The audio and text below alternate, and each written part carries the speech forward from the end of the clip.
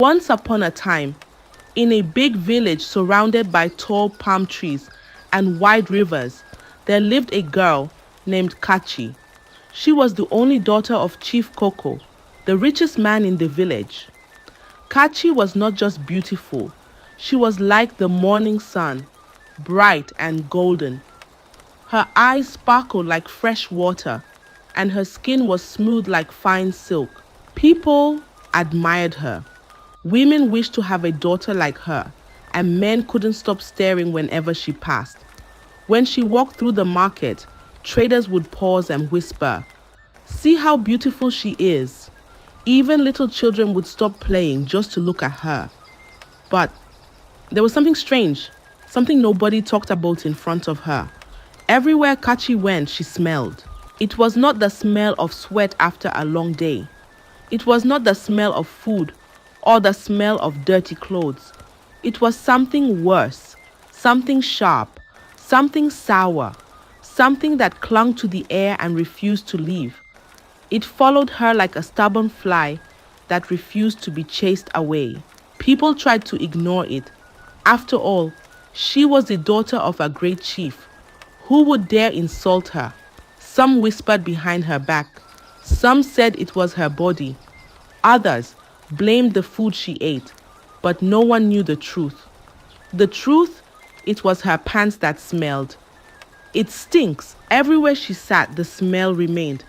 If she stood too close, people held their breath. But because she was rich, they smiled at her and pretended not to notice. Kachi did not know. Nobody told her. She only knew that people admired her from far, but never came close enough to stay.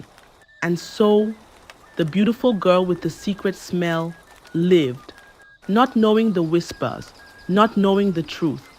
But one day, the truth would come, and it would change everything.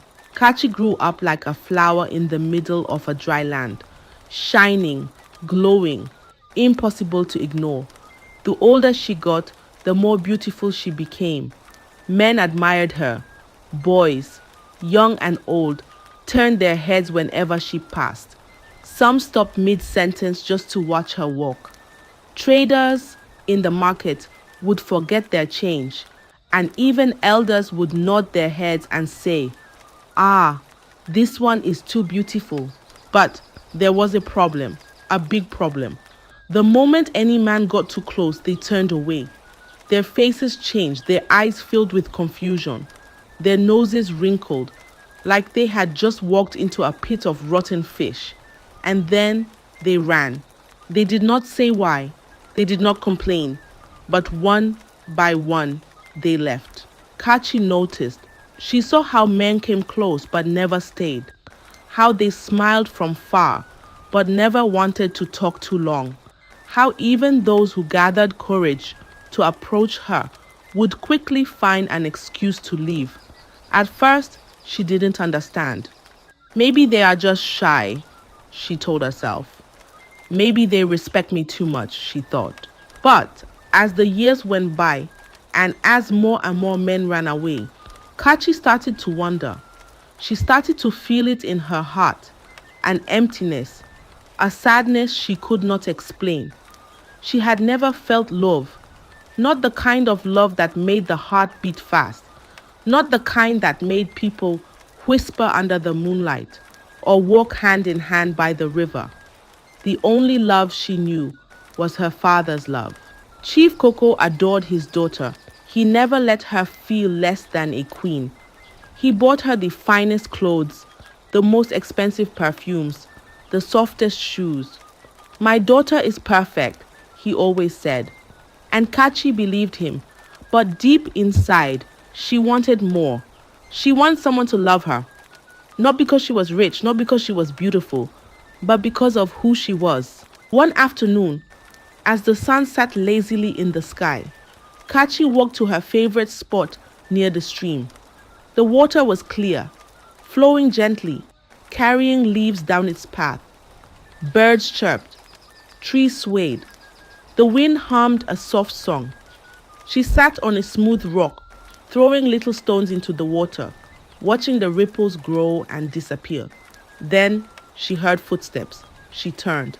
A man stood there, watching her. His name was Oti. And from the moment he saw Kachi, his heart refused to beat normally again. Oti was different. From the moment his eyes landed on Kachi, he could not look away. His heart pounded like a talking drum. He had never seen a woman so beautiful. The way the sun touched her skin, the way her hair danced in the wind, the way her lips curved when she smiled. It was as if she was carved by the gods themselves. He stepped closer. He did not hesitate. "Hello, beautiful," Oti said, his voice warm like the afternoon sun. Kachi looked up, surprised. Men never stayed this close. They always walked away before they even said her name. But Oti stood there smiling. "My name is Oti. What is yours?" he asked. Kachi blinked, unsure. Was this real? Was someone truly talking to her? She swallowed and answered shyly, "My name is Kachi." Oti sat beside her on the rock. "Kachi," he repeated as if testing the name on his tongue. A beautiful name for a beautiful girl. Kachi felt something strange in her chest, something warm, something soft. No man had ever sat beside her this long. No man had ever looked at her without flinching. Oti did not wrinkle his nose. He did not shift uncomfortably. He did not make an excuse to leave. Instead, he talked, and Kachi, she laughed. For the first time in years, she laughed freely. From that day, Oti and Kachi became inseparable. Every evening they met by the stream. They sat side by side, throwing stones into the water, sharing stories about their childhood, their dreams, their fears. Oti never mentioned her smell. Not once. Kachi felt safe with him. She felt wanted. She felt seen. One evening, as the sky turned orange and the birds flew home, Oti took Kachi's hand. His touch was firm but gentle, like a warm breeze on a cool night. "Kachi," he said, looking deep into her eyes, "you make me happy. I want to make you happy too. Will you be my wife?" Kachi's heart jumped. Her breath caught in her throat. This was it. This was what she had been waiting for. She squeezed his hand, her eyes shining like the stars above. Yes, Oti. Yes. The wedding was set. For the first time in her life, Kachi felt truly loved. But the night of the wedding would change everything. The day of the wedding came. The village was alive with music, drums beating like a joyful heartbeat, flutes singing sweet songs into the air. People gathered in their finest clothes, their eyes wide with admiration. "Kachi is getting married," they whispered. She looked like a princess. Her dress sparkled in the sunlight. Her gold earrings dangled like tiny stars, and her hands were decorated with the finest henna. Perfumes from all over the land had been poured on her skin. Sweet-smelling oils, scented powders, everything money could buy. But the smell was still there. It was softer, hidden beneath the perfumes, but it did not go away. It clung to her like a shadow, waiting for the right moment to rise again. Oti did not care. He smiled as he held her hand. He danced with her, laughed with her, promised her a future filled with love and happiness. The villagers clapped, cheered, and wished them well. "Finally, Kachi has found love," they said. When the night came, Oti took his bride to the house her father had gifted them. A big house filled with riches, soft beds, and beautiful curtains. Kachi was happy. She had waited for this moment her whole life. To have a man by her side. To no longer be alone. But the night had its own plans. As the candlelight flickered and the room became quiet, Oti moved closer. He lifted her veil, touched her cheek, and smiled. Kachi, shy but excited, reached for the knots of her wedding dress. Slowly, she undressed, her heart beating fast, her hands slightly shaking. Then she removed her pants. The smell filled the room instantly, like trapped smoke escaping a fire, like a rotten fruit bursting open, like something ancient, something cursed, something alive. Oti froze. His eyes widened. His smile disappeared. Then he choked. Ah! Ah! Kachi! He shouted, covering his nose, stumbling backward. Kachi's heart stopped. Oti gasped for air, waving his hands in front of his face, his body shaking as if he had been thrown into a pit of filth. His eyes watered, his stomach twisted. Kachi, you smell so bad. I can't live like this. The words hit Kachi like a spear to the chest. She stood there frozen as Oti grabbed his bags, threw in his clothes, and stormed out of the house. He did not look back. He did not hesitate. He ran as if the night itself was chasing him. Kachi sat alone, the silence of the room heavier than anything she had ever felt. Tears filled her eyes, but they did not fall. Slowly, she stood up, wrapped herself in a cloth, and walked back to her father's house. When she arrived, Chief Coco was waiting. She fell into his arms, sobbing. Papa, he said I smell. Chief Coco held her close, stroked her hair, and whispered, Don't worry, my daughter. Another one will come. Kachi believed him, but she did not know that another heartbreak was waiting just around the corner. Days passed, weeks followed. The pain of Oti leaving still sat heavy in Kachi's heart, but life did not stop. And just like her father promised, another man came. His name was Kasali. Kasali was not just handsome. He was the kind of man that made women's hearts race. His smile was bright, his laugh was full of joy, and his words were as smooth as melted butter. When he spoke, Kachi forgot her sadness. When he laughed, her heart felt light again. When he held her hand, she thought maybe, just maybe this time, love had found her for real. Kasali was different. He did not just admire her beauty. He made her feel like the most special woman in the world. Kachi, you are my queen, he would say. I will love you forever, he whispered into her ear. And Kachi believed him. One day, under the shtani of a big mango tree, Kasali knelt down, held her hand, and said, Marry me, Kachi. Let me give you the happiness you deserve. Kachi's heart leapt with joy. Yes, she said without thinking. The wedding was beautiful, just like the first one. The villagers gathered again, clapped their hands and smiled. Kachi is lucky. Another man has come for her, they said. Chief Coco was pleased. You see, my daughter, you are not the problem. The right man will always come, he told her. Kachi smiled, believing his words, but the night had a secret waiting. When the wedding was over, Kasali took Kachi to their new home, a grand house filled with soft chairs, golden lamps, and gifts from the guests. Kachi, full of hope, stood before her new husband, ready to begin a new life. But the moment was short-lived. Kasali's smile faded. His eyes turned cold. Do you really think I love you? He sneered, stepping back. Kachi's heart dropped. What are you saying, Kasali? She asked, her voice small, afraid. I only married you because of your father's wealth. Did you think a man like me would love a girl who stinks? Kachi's hands trembled. No, no, Kasali, you love me. You said, love you. Kasali laughed, sharp and wicked. I was only waiting for the wedding to take everything I could. Your father is rich, but you are nothing but a cursed girl. Tears filled Kachi's eyes. Kasali, please don't do this. But Kasali did not care. He stepped forward and grabbed her, his hands rough, his eyes filled with disgust. Let's see if I can force myself to touch you, he said cruelly.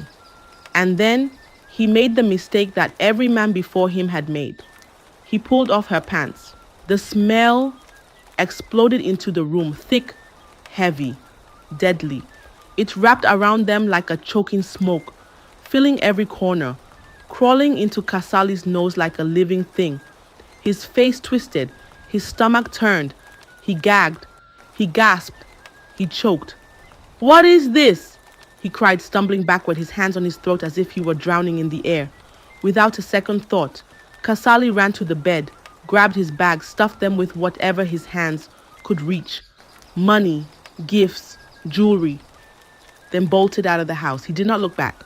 Kachi stood frozen, her knees weak, her heart breaking for the second time. Then, like a river overflowing after heavy rain, the tears came. She ran back to her father's house, her cries filling the night. Chief Coco, waiting as always, opened his arms. "My daughter, don't cry. That one was not for you. Another will come." But this time, Kachi was not so sure. The days rolled into weeks. The weeks crawled into months. But the pain in Kachi's heart never left. She tried to move on. She tried to forget. But the whispers in the village did not stop. "Did you hear? Another husband ran away from Kachi. Ah, that smell is not ordinary. Maybe she is cursed." Such a beauty wasted. But Chief Coco did not listen to them. "Kachi, don't worry. Another one will come," he told her, patting her back. And just like before, another man came, then another, and another. They all came with smiles, sweet words, and promises of forever. "I will never leave you.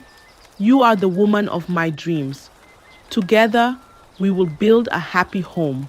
Kachi believed them. She let herself hope. But the story was always the same. Some men ran away the very night of the wedding, their feet barely touching the ground as they escaped into the darkness. Some took her father's money, the wedding gifts, the gold bracelets meant for her, and disappeared without a trace. Some promised to stay, promised to love her, but left before they even paid the bride price. One by one, they all ran. Kachi became tired. Tired of hoping, tired of believing, tired of waiting for love that never stayed. One morning, as the village roosters crowed and the sky painted itself in soft pink, Kachi sat in front of her father's house, staring into nothing. Chief Coco came and sat beside her. "My daughter, why are you sitting here like a lost child?" he asked. Kachi sighed. Her voice was empty. "Papa, I am tired." "Tired of what?" "Tired of love, tired of men, tired of trying." Chief Coco frowned. "Ah, my daughter, you are too beautiful to think like this. Don't mind them. Those men were not good enough for you." But this time, Kachi did not believe him. She had spent years chasing love. Now she was done. She packed away her wedding clothes, put away her perfumes, and sat inside the house all day, making scarves with her hands. No more men, no more weddings, no more heartbreaks. If love wanted her, let it come and find her. But she would no longer search for it. Then one morning, Kachi sat by the stream, alone. She picked up small stones, threw them into the water, and watched the ripples dance and disappear. This was how she spent her days now. No weddings, no heartbreaks, just silence. Then she felt it. Someone tapping her gently on the shoulder. She turned quickly. A man stood before her. He was tall but not too tall. His face was calm, his eyes deep like a river that had many secrets. His clothes were simple, yet something about him felt different. "Hello," the man said, his voice smooth like palm oil dripping from a spoon. Kachi blinked. "My name is Danny. What is yours?" Kachi hesitated. No man had spoken to her like this before. No stuttering, no nervousness, no rushing to leave. She swallowed and said softly, "I am Kachi." Danny smiled. "That is a beautiful name." Kachi looked away, her fingers playing with the hem of her scarf. She was not used to this, not used to a man looking at her like she was just a normal girl, not used to someone standing so close and not stepping back. Can I sit? Danny asked. Kachi nodded. They sat in silence for a while, listening to the sound of the water. Then Danny spoke. Do you come here often? Yes, Kachi said. It is quiet here. I like quiet places too, Danny said. But sometimes it is nice to see new things. Kachi just nodded. Danny did not say much after that. But when he finally stood up to leave, he smiled at her again and said, Maybe I will see you tomorrow. Kachi did not say yes. She did not say no. But when the next day came, she found herself walking to the stream again. And there he was, waiting. That day, Danny did not sit. Instead, he stretched out his hand and said, Come with me. Kachi hesitated. Where are we going? She asked. To the market, Danny said. There are things I want to show you. Kachi almost said no. She had never walked through the market before.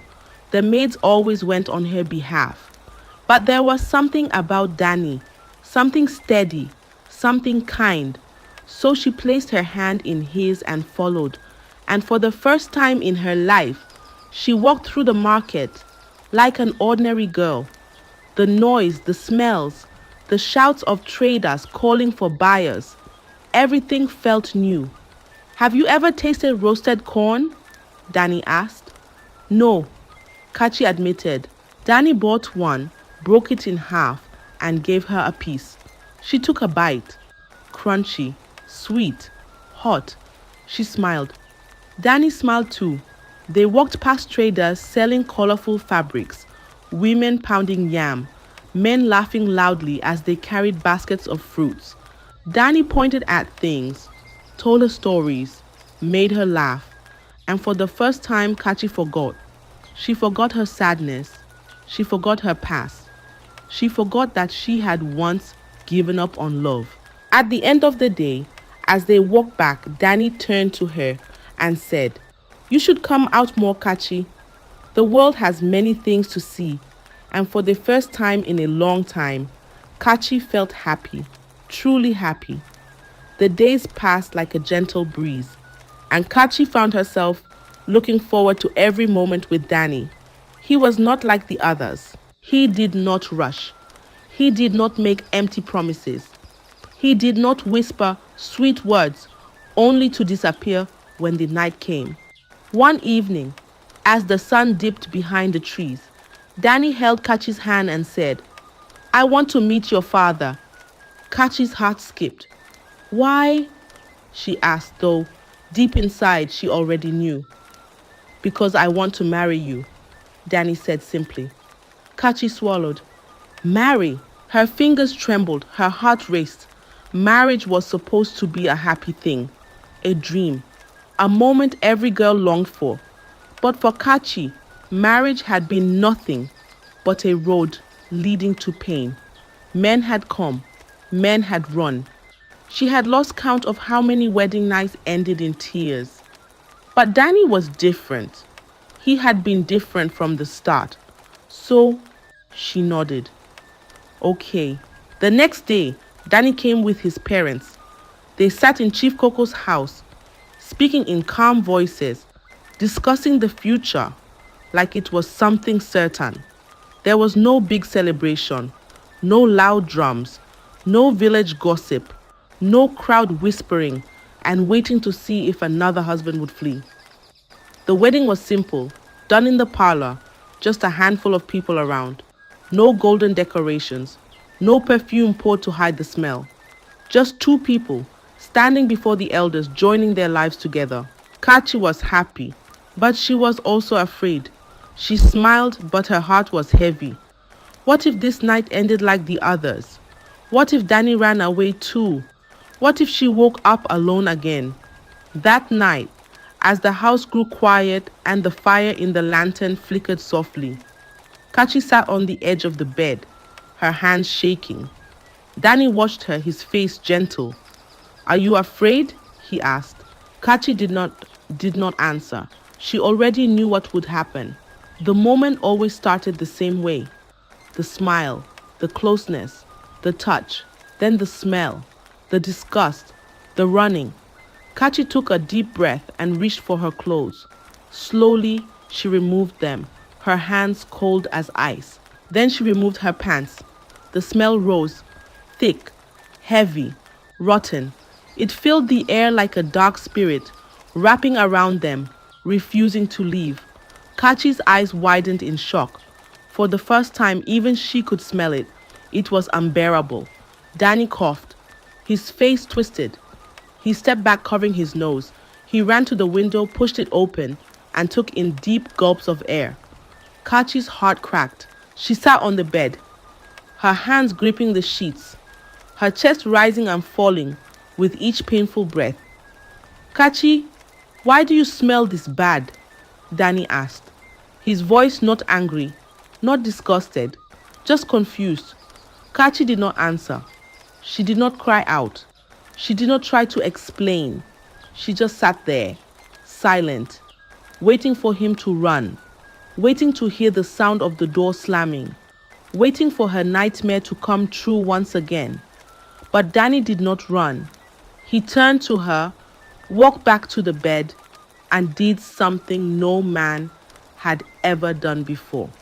He wrapped his arms around her, hugged her, held her close. Kachi stiffened.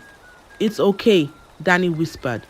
And for the first time in her life, Kachi felt something she had never felt before: hope. The next morning, the sun peeked through the window, casting golden rays across the room. Birds sang outside, the village slowly waking to the sound of roosters crowing. Kachi stirred, her eyes heavy from the long night. Then she saw it. A tray of food beside her, warm yam and palm oil, a cup of steaming tea. Her heart raced. Danny had stayed.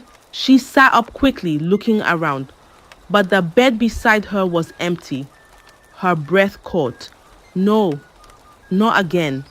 Had he left while she slept? Had he changed his mind? Had she been foolish to hope? Just as fear gripped her chest, the door creaked open. Danny walked in, but he was not alone. Beside him was an old man, his hair white like fresh coconut flesh, his staff tapping the ground with every step he took. His eyes were sharp, filled with knowing. "Kachi, meet Awo," Danny said. "He is a powerful herbalist." Kachi frowned. "Herbalist? Why?" she began. But Awo raised his hand, stopping her words. "My daughter," Awo said, his voice deep like distant thunder. "Give me your pants." Kachi's face burned with shame. "My what?" she whispered. "Your pants," Awo repeated firmly. "Give it to me." Kachi hesitated, but something in the old man's eyes told her that this was important. Slowly, she reached for the one she had removed the night before and handed it to him. Awo took it without flinching.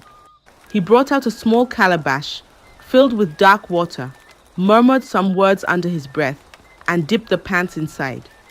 The moment the fabric touched the water, a foul stench filled the room. Thicker, stronger, worse than ever before. The air became heavy. The walls seemed to shake. Danny stepped back, covering his nose. But Awo, he did not even blink. He simply looked up and said, "This is no ordinary smell. This is a curse." Kachi's heart pounded. "A curse?" she repeated, her voice barely a whisper. Awo nodded. "We must see your father now." At Chief Coco's house, the air was tense. Awo stood tall before the chief, holding the calabash in his hands. "What did you do to your daughter?" Awo's voice rang through the room, firm, unshaken. Chief Coco sighed deeply, looking away. Kachi sat on the floor, watching her father waiting, her hands trembling in her lap. She had never seen her father speechless before. Awo stepped closer. Speak, Chief Coco. The spirits have shown me the truth, but I want to hear it from your mouth. The chief closed his eyes as if the weight of the past had finally caught up with him. And then he spoke. When Kachi was a child, she was too beautiful, he began, his voice heavy. Too beautiful for this world. He looked at Kachi, his eyes filled with something she had never seen before, regret. Powerful chiefs came from all over asking to marry her. She was only 4 years old, but they already wanted to claim her. One chief, a man feared by many, brought gifts, yams, goats, fine clothes. He said he would return when she turned 10 to take her as his wife. Kachi's breath caught. Your mother and I refused. We told him to take his gifts and go, but he was angry. His words still haunt me. Chief Coco swallowed hard, then whispered, then she will have no one but me. The room fell silent. Kachi's hands gripped her knees. Papa, what are you saying? Chief Coco rubbed his face as if trying to wipe away years of guilt. We were afraid. We did not want you to be taken away.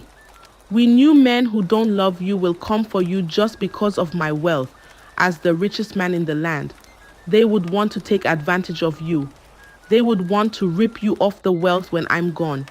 So your mother and I ran to a powerful herbalist for help. He gave us a special substance. He said, rub this on her panties every day. She will smell so bad that no man will come near her. Kachi's body turned cold. Her fingers dug into the floor. No, she whispered. Her father nodded slowly. And it worked. From the moment we started using it, people stopped coming. The chiefs left. The threats ended. For the first time, we had peace. Awo shook his head. But you did not know, he said, his voice low, that the substance was cursed. Chief Coco nodded. We only wanted to protect her. We thought it would wear off. We thought we were protecting her from fake love. Kachi's lips trembled. Papa, you did this to me. Her voice cracked, the pain spilling into the room like flood water. Her father reached out, but she jerked away. You let me suffer. You let me believe something was wrong with me. You let men run from me, laugh at me, steal from me. Tears poured from her eyes. All this time I thought I was cursed, but it was you. Chief Coco dropped to his knees before her. Forgive me, my daughter, he begged. Kachi shook her head. Her whole life, every heartbreak, every tear she had shed, every night she cried herself to sleep, it had all been because of her own father. She had been cursed not by fate, not by spirits, but by the very man who claimed to love her the most. The room was silent. Only the sound of Kachi's quiet sobs filled the air. Her whole life had been a lie. Chief Coco sat on the floor, his head bowed in shame. He had done this to his own daughter. He had cursed her, thinking he was protecting her. Awo stood tall, his staff planted firmly on the ground. The curse can be broken, he finally said. Kachi lifted her head, her eyes red from crying. How? She whispered. Awo turned to Chief Coco. You must make a sacrifice, he said. Chief Coco's body stiffened. What kind of sacrifice? You must take an offering to the river, Awo explained. But before that, you must go to your wife's grave and place the offering there. She was part of this. Her spirit must know that the curse is being lifted. Chief Coco nodded slowly. I will do it, he said, his voice heavy with guilt. That night, under the full moon, Chief Coco, Awo, and Danny walked to the grave of Kachi's mother. Chief Coco knelt down, placed a white cloth on the ground, and laid the offering, yam, palm oil, and a piece of Kachi's cursed pants on top. Forgive me, he whispered to his wife's grave. Owl chanted ancient words, calling on the spirits, calling on the land, calling on the river. Then they took the rest of the sacrifice to the river. Chief Coco stepped forward and with shaking hands dropped the offering into the water. The moment the items touched the river, the wind shifted, the air became lighter. The weight that had followed Kachi all her life suddenly lifted. The curse was gone. The next morning, Kachi woke up feeling different. The air around her felt fresh, clean. She touched her skin. It felt new. Then she took a deep breath. Nothing, no smell. Her heart pounded. Could it be? She quickly dressed and ran outside. People were already gathered. They had heard of the ritual. They had come to see for themselves. Kachi walked past them, her chest tight with fear. Nobody covered their nose. Nobody whispered. Nobody ran. Instead, they stared, their eyes wide with shock. Kachi no longer smells, someone finally said. The word spread like wildfire. The curse is gone. Kachi is free. Kachi stopped, her hands covering her mouth. Tears spilled down her face. She turned to Danny, the man who had stayed, the man who had believed in her. Thank you, she whispered, her voice breaking. Danny smiled, wiping her tears. You are free now, Kachi. Chief Coco was overwhelmed with joy. His guilt would never fully leave, but at least now, his daughter had a chance at happiness. He called Danny into his chambers and said, You truly love my daughter. You did not run. You fought for her. And for that, I will give you half of my wealth. Danny, once a simple carpenter, now had riches beyond his dreams. But that was not what mattered. What mattered was that Kachi was finally free. For the first time in her life, there was no smell, no runaway husband, no more tears, just love. And so, Kachi and Danny lived happily ever after. I hope you enjoyed the tale. If so, please like the video, share it with your family and friends, comment on it, and don't forget to subscribe to the channel and turn on the notification bell for more enchanting tales like this one. Goodbye.